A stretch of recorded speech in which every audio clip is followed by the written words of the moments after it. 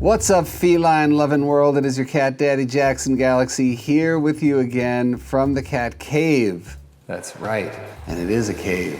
Never really thought about that before. Anyhow, today I want to tackle something, that's foreshadowing. I want to tackle something that, again, is very common, especially when you have two cats around the same age, which I think we're dealing with right here. So let's take a look at what Egg Young has to say about her cats, Henry and Leonard. Take it away, Egg Young. Hi, my name is Egg Young, and I have two beautiful boys. Actually, that's them right there, eating some breakfast. And I wanted to ask you what you thought about timeouts. The white one, Henry, is super submissive, and the gray one, Leonard, is kind of a bully, and he often tackles Henry or pins him down to the ground, and they don't like get into real cat fights, but I don't think it's play because Henry clearly doesn't like it. And so I've tried training Leonard with treats to sit. Leonard, sit. Good job. Which was successful, but he only does it when I have treats on hand, so that's not that effective. So I was wondering if like 10 minutes in another room or 10 minutes in the bathroom right after he tackles Henry is an effective method, or if it's unkind and you don't recommend it. So just to begin, let's take a look at one thing, Egg Young, that you said. They don't like get into real cat fights, but I don't think it's play. It's play. It's absolutely play. Just because one party doesn't enjoy the play doesn't make it any less play. Leonard is definitely getting his groove on in terms of play equals prey. He's just crackling with energy, and just because Henry doesn't like it doesn't make it any less a game. So Egg Young's question is about timeouts. And is it a punishment, or is it just a way of restoring sanity in the house? Is it cruel? And I love the fact that you're asking that question, because, Egg Young, you are absolutely representing a big chunk of people who get to the end of their rope. They feel like other cats are being tortured, and they just have to feel like they just need a rest. And so they think a timeout is a good thing, and you're wondering if it's not. And now I'm going to hold on to the timeout part so that we can go through this in sort of like, okay, well, this didn't work, this didn't work, this didn't work, timeout. Okay, so right off the bat, there's some really cool stuff for me in terms of clues for what we can deal with. So right here, let's just stop it there.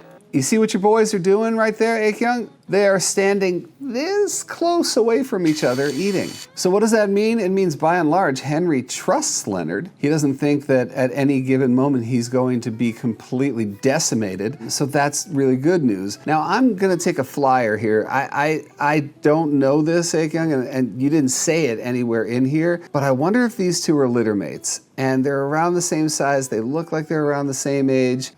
So I'm just going to guess that they're litter mates. And the reason I say that is because from the clues, they can eat this close. There is a trusting bond there. They spend a lot of time right around each other, as we saw in other clips in your video, but there are bad moments. And to me, I see that what Henry is doing is sort of misguided play. How do I know that? Well, let's face it. There's no fur flying. Nobody's peeing on themselves. No one's running away and hiding under a bed for 72 hours. It tells me that it's just misguided a little bit. So now if you take a look, Egg Young, at the part where you sent this little clip. The gray one, Leonard, is kind of a bully, and he often tackles Henry or pins him down to the ground, and they don't like get into real... Right there. So these guys are definitely not enemies. There isn't this element where Henry feels like his life is in danger. So that's why it reminds me of kitten play. You know, I see you, I'm excited by you, I'm gonna jump on you, because usually we just wrestle around and have fun. And somewhere along the line, Henry was just like, you know what, I've had enough. I'm growing up. I don't know about you, but I'm out of this kitteny phase here. And Leonard is just like, wait, we're done? We're done being kittens? I'm not done, you know? And so they've just a little bit there. And so it makes the solution to this, you know, a little easier than you might think. The The thing that you got to notice about Leonard is just his energy level is just on a different level than Henry's. So what do? The first thing I would talk about is playtime. And I can hear you, Akyung. I can hear you saying to me, yeah, but when we play, then the two cats, one will take turns, and then Henry's over here and Leonard's over here, and I just don't feel like they're getting enough exercise. And that's where it comes down to Leonard's solo play. That you really need to just think about when Leonard is the most active, and then just knock it down a few steps by just putting Henry maybe off in his own room, or if Henry doesn't like to join in, okay, fine, and then just run Leonard ragged.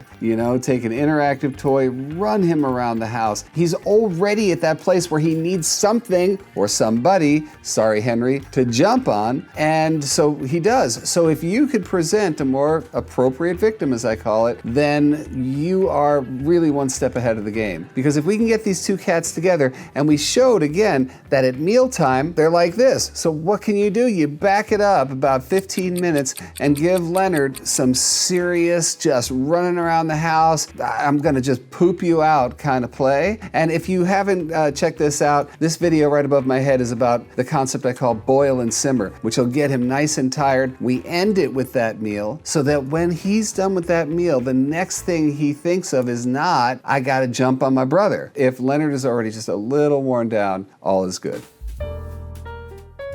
So, not necessarily clicker training. You're using a sound, that little kissing sound, which acts like a clicker. It's still positive reinforcement. Leonard, sit. Good job. And you're teaching him things like a sit, and that's brilliant, Akyung. Now, what can we do to take that tool that you already taught him and put it to good use? You can see that Henry's hanging out above him going, treats? What do I got to do for the treats? And Leonard's like, I know what to do, I can sit. I know that he'll only do it for the treats, but why don't you try to get him before he jumps on Henry? Because you know your boys really well, and you know when he's getting all antsy and ready to go. And that moment, you get to control the action. You get to control the tempo, you get to control the energetic by just getting him into that place where he's focused on you and you are leading him someplace. So it's brilliant. So in that moment where you can see he's starting to get kind of antsy and jumpy, in that moment, take Leonard and guide him away from Henry. Get him into a place you can even get him to jump on a chair, sit, give him a treat. Now you're not done yet. Take him to another place. Now you can use maybe some of the catification if you have cat trees. Get him to jump on a tree. Get him to go someplace else. And then when he gets there and he does the sit, then you give a treat again. And now he doesn't even remember what he was gonna do. He doesn't even care about Henry. He's focused on you. He's focused on the reward. And that's one of the great sort of side effects of operant conditioning, is that you really can get these guys to do things in exclusion of something else, if that makes any sense. And now we're taking that energy, and it's almost like an internal timeout. In that moment, instead of being like this, he's focused, and he stays focused. And if he stays focused, his body starts to just come back down just a little bit, It just takes that sort of incoherent cat beam of light that's just shooting off in all direction and turning it into a laser beam, and that laser beam is not, Henry, focused on you. So now let's readdress your original question, Akyung, which is about timeouts. I want to really just qualify this, Akyung, to you and to all you other Cat Mojo tiers out there. Timeout is not punishment. When I say timeout, I don't mean that you're like, bad Leonard, get into a room. It isn't about that.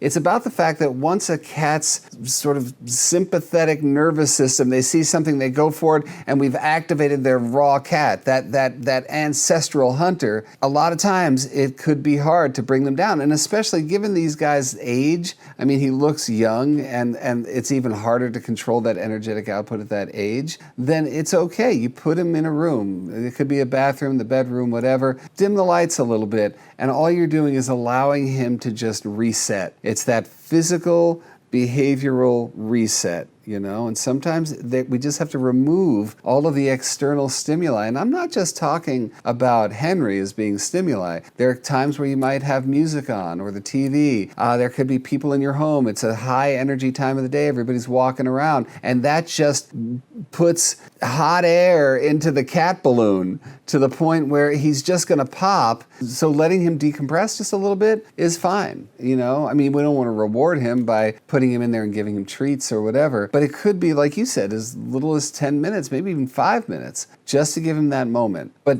that we do after you've tried everything else, because I don't want it to be this thing where I can't deal with you and I'm just going to put you away. At least try something to bring that energy down, and if you can't, you can't, and a timeout is perfectly okay.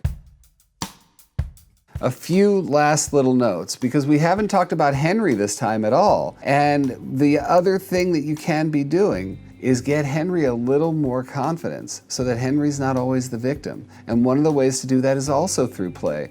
In my book, there is no faster way to get a cat like Henry, who might be a bit of a wallflower and a bit sort of acting like prey, to act like he owns the joint, is by killing something. And that kill is a toy, you know? Just give him something to hunt, have him kill it, like right in the middle of the floor there. Get him running around. And I'm telling you, you do that enough times over, and you do it in a dedicated way where it's just you and him, and he doesn't have to compete for airtime with Leonard, which he's always gonna lose, then you're gonna see him come into his own. And the more Henry comes into his own, the more Leonard's not going to own him. Ooh, I'm on it. So again, you guys, the lesson to everybody here is that timeout isn't a punishment. We use timeout to help a little bit of decompression when nothing else has worked. And speaking of, I'm going to go put myself into a timeout because I'm just talking too fast, too hard, getting really excited about what I'm talking about. So I'm just going to take a little timeout right now, okay? Fine. Ek Young, thank you so much for your question. Again, you guys, if you want your questions answered, just go right here. Woo! All this energy, woo! Right here, and send it in, and maybe I'll answer it. Meantime, don't forget, all of you brand new Cat Mojo tiers, if you haven't subscribed yet, please do. And also please ring that bell to make sure that you get notifications. And by the way, there's nothing wrong with a little thumbs up action every now and again. I mean, everybody needs validation. Oh, I really do need a timeout. Okay, you guys, until next time, all light, all love, all mojo to you. I gotta close the door.